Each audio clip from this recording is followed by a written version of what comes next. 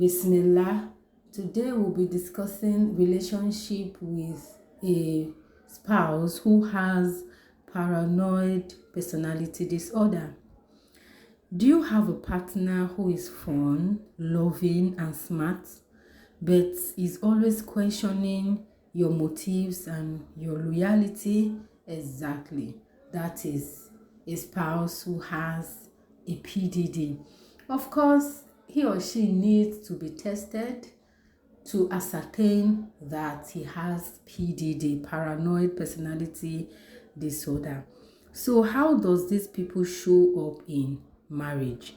Why is it that relationship with these people are toxic and the marriage seem to be very, very difficult? Number one, they are very suspicious. Number two is they are controlling. Number three, they can just accuse you because they are suspicious, so they can easily get a bit critical of your actions. And they snoop around, checking your phones, trying to know exactly where you are. They hold grudges. They read negative connotation into innocent remarks. You may even be having a chat or a call, a business call, and your husband goes like, "Who is that?" And you be like, "Oh, he's my business partner, or I'm trying to sell something to him." And he goes, "The day, this is your prostitution in this marriage. The day I will expose you, the day I will deal with you." You be like, prostitution, as in, what has led to you calling me a prostitute, So they are hypersensitive. They become quickly angry or hostile over perceived issues. And they are kind of hypersensitive to criticism themselves. They know how to criticize, but once you say one thing that seems to them like a criticism, they easily snap and they want to fight.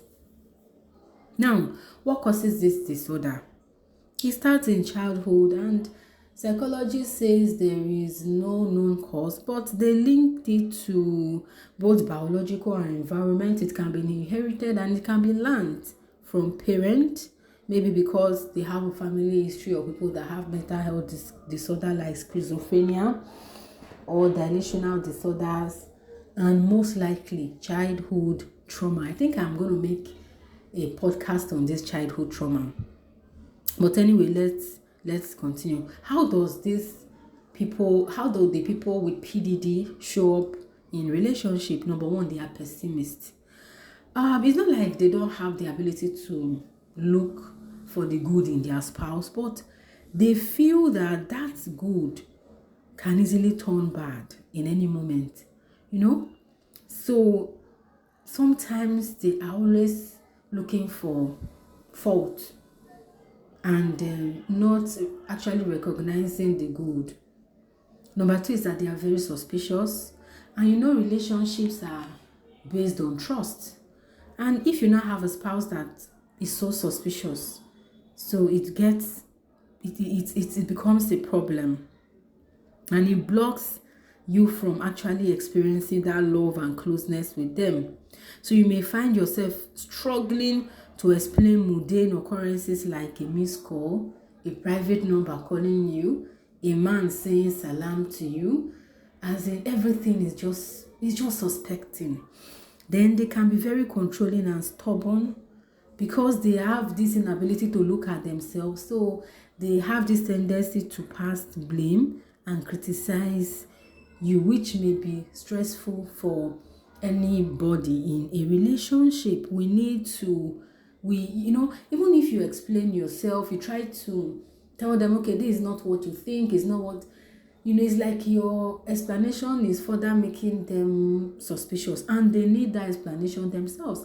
But even explaining causes more suspicion. So when a relationship is like this, it gets very difficult. So what can you do? Number one, please don't engage. Don't argue. You heard me. These people can argue very well because they don't have the ability to actually see themselves. So they believe so much of what they think. Somebody can just think of something on his or her own and just believe it. And they make you start defending it. So in your own house, you become a culprit. They are the judge, always judging your actions, and you are the defendant, or how do they call it in the court? So you're always defending yourself.